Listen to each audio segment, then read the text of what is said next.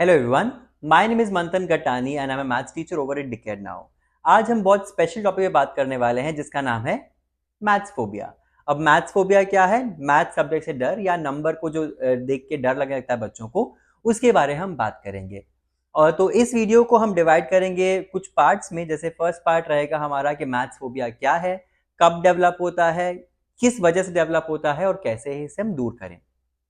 तो मैथ्स से जो डर है बच्चों में, जनरली जब वो छोटी क्लास में होते हैं, जैसे मान लीजिए 6, 7, 8, तब वो डेवलप होना शुरू हो जाता है। और हमारा करिकुलम ऐसा है कि 8 से लेके 9th का जो मैथ्स है उसके बीच में एक बहुत बड़ा गैप है। तो क्या होता है, बच्चों अगर 6, 7, 8 में बच्चे में वो डर बैठ गया है तो 9th और 10th में वो जो डर है वो बहुत ज़्यादा बढ़ जाता है। उसके बहुत सारे रीजंस हैं, हम उन पे सब पे बात करेंगे धीरे धीरे। पर ये बहुत ही इंपॉर्टेंट टॉपिक है क्योंकि अगर कोविड से पहले 10 में से 4 बच्चों में ये डर था, तो अब वो रेशियो डबल हो चुका है। 10 में से 8 बच्चों को मैथ से डर लगता है। One of the major reasons ये भी है कि जो उनके बच्चों के जो क्रूशियल ईयर्स थे, जो 2 साल या 2.5 साल जो उन्होंने कोविड में ऑनलाइन पढ़ाई की है, और वो हम सब जानते हैं उन्होंने कैसे पढ़ाई की है, तो उस वजह से जो मैथ्स फोबिया है बच्चों में और बढ़ता जा रहा है। उसके रीज़न्स बहुत ज़्यादा हैं। सबसे पहला रीज़न ये है कि बच्चे पूछने से डरते हैं। अब वो क्यों डरते हैं? क्योंकि कभी ऐसा हुआ होगा उनके साथ कि पूरी क्लास के सामने, जहाँ पर जैसे स्कूल में 50 बच्चों का क्लास है और किसी टीचर ने उनको डाँट दिया है या किसी बच्चे ने उस पर हँस दिया है या किसी ने कमेंट कर दिया है, तो बच्चा नेक्स्ट टाइम डाउट पूछने से शर्माता है और वो डाउट्स जो है उसके मन में ही रह जाते हैं, कभी उससे वो बाहर नहीं आ पाता है। इससे बेसिक्स वीक रह जाते हैं और बच्चा उस डर को और डेवलप करता जाता है। सेकेंड, इनिशियल ईयर्स में अगर किसी टीचर की, किसी अच्छे टीचर के बच्चे को हैंड होल्डिंग नहीं मिली है, तो भी प्रॉब्लम है। तब तब भी उस बच्चे के बेसिक्स जो है वो वीक रह सकते हैं। थर्ड रीज़न ये भी है कि बार-बार कंटिन्यूअसली अगर बच्चे को कम मार्क्स आएँगे, तो उस बच्चे में वो डर बैठ जाता है कि मुझसे ये होने ही नहीं वाला है। तो ये भी एक रीज़न है कि बच्चों में मैथ्स फ़ोबिया बढ़ता रहता है कि मैं कितनी भी मेहनत कर लूँ, मुझे नंबर नहीं आने वाले हैं, मुझे मार्क्स नहीं आएँगे। तो ये डर उनके अंदर बहुत प्रोमिनेंट बैठ जाता है। एक और रीज़न बच्चों में ये है कि कांस्टेंट क्रिटिसिज्म, चाहे वो पेरेंट्स से हो, अब पेरेंट्स इस बात का बुरा ना मानें क्योंकि ये जेन्युइनली केस है। पेरेंट्स से या रिलेटिव्स से अगर बार-बार बच्चे को क्रिटिसिज्म मिलेगा कि तुमसे नहीं हो रहा है, तुम क्या, तुम्हारे में दिमाग कम है, ये है, वो है, तो इन चीज़ों का बच्चों पे बहुत फ़र्क पड़ता है और वो कॉन्स्टेंटली उनके अंदर एक इन्फीरियॉरिटी कॉम्प्लेक्स आ जाता है कि मैं कुछ भी कर लूँ, मुझे मार्क्स नहीं आएँगे। वो भी एक रीज़न है कि बच्चों में ये धीरे-धीरे और डेवलप होता जाता है। आज की तारीख में बच्चे बहुत ज़्यादा सेंसिटिव हैं पिछले मतलब जनरेशंस के मुकाबले। तो ये चीज़ें बच्चों में एग्रीवेट होना बहुत नॉर्मल है।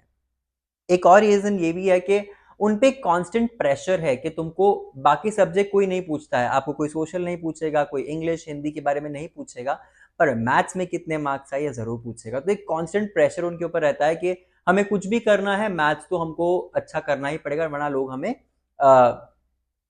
नहीं, अच्छा वर्ड हमें लोग गँवार समझेंगे, अगर मुझे प्लेन शब्दों में कहना हो ये बात तो।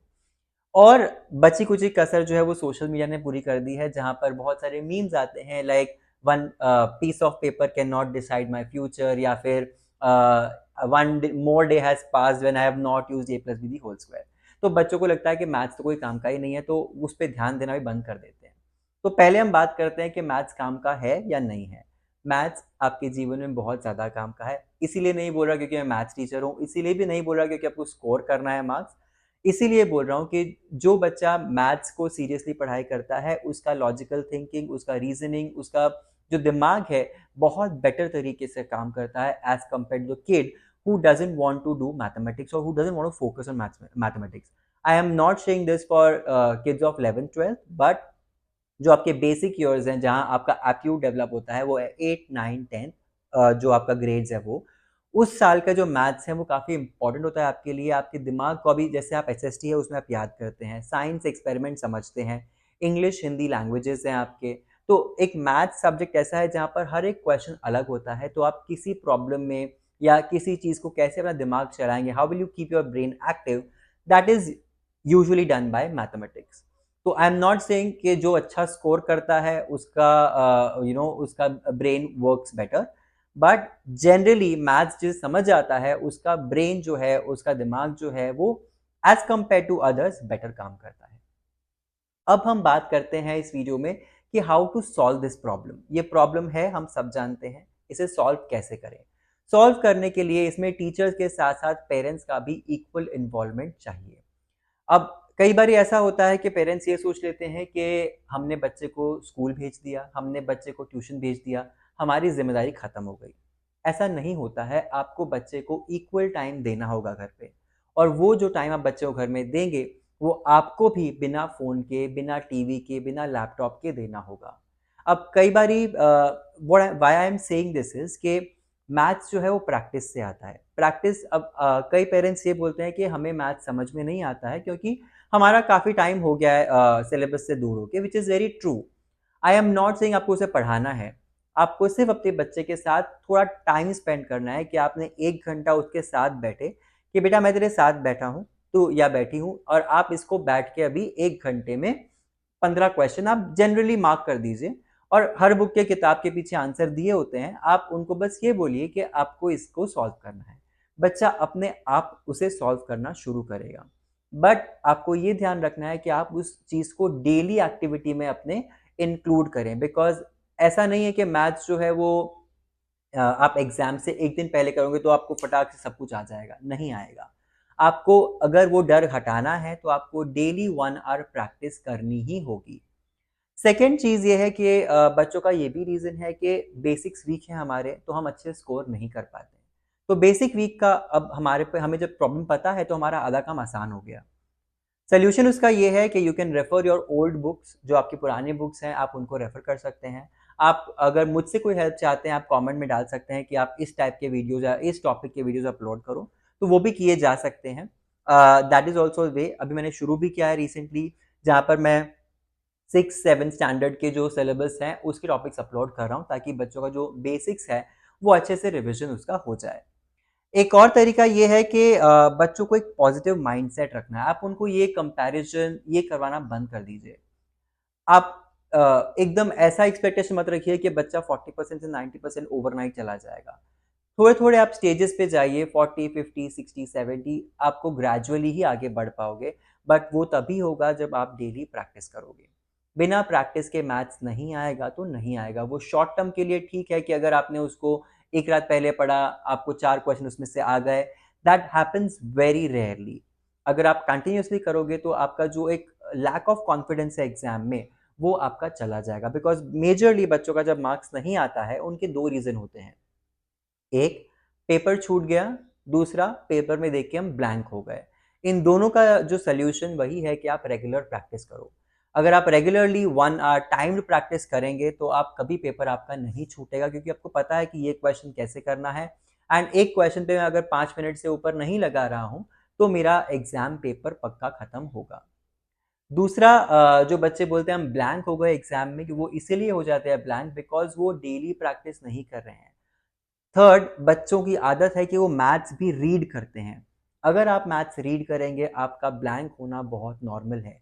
आपने जब तक अपने हाथ से क्वेश्चंस को सॉल्व नहीं किया है, एग्ज़ाम में जाके आप कन्फ्यूज़ हो जाओगे कि हमें वो फ़ॉर्मूला यूज़ करना है, ये फ़ॉर्मूला यूज़ करना है। नेक्स्ट, फ़ॉर्मूला एंड टेबल्स आपको आने ही चाहिए। बेसिक फ़ॉर्मूला अगर आप नहीं करेंगे तो आपको एग्ज़ाम में प्रॉब्लम होने वाली है। जैसे आप हिस्ट्री याद करते हो, हिंदी याद करते हो, इंग्लिश याद करते हो, आपको फ़ॉर्मूला भी याद करने ही हैं।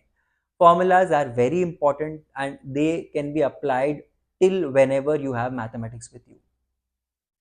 और एक और चीज़ है कि डाउट पूछने में शर्माइए मत। आप कहीं भी जा रहे हैं, किसी भी कोचिंग में जा रहे हैं, किसी भी स्कूल में जा रहे हैं, आप अपने टीचर से डाउट पूछिए। आप वहाँ पर डाउट पूछने ही जा रहे हैं।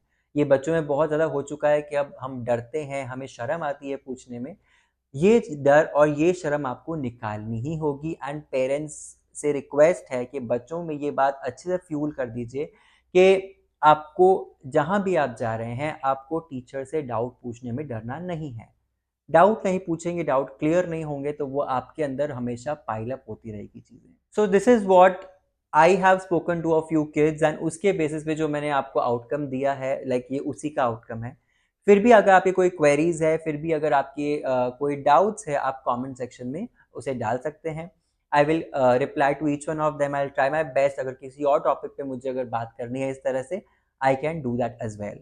अगर वीडियो आपको पसंद आया है तो उन फ्रेंड्स से ज़रूर शेयर करें जिन्हें मैथ्स से डर लगता है, जिन्होंने दिमाग में बिठा लिया है कि हमसे मैथ्स नहीं होगा।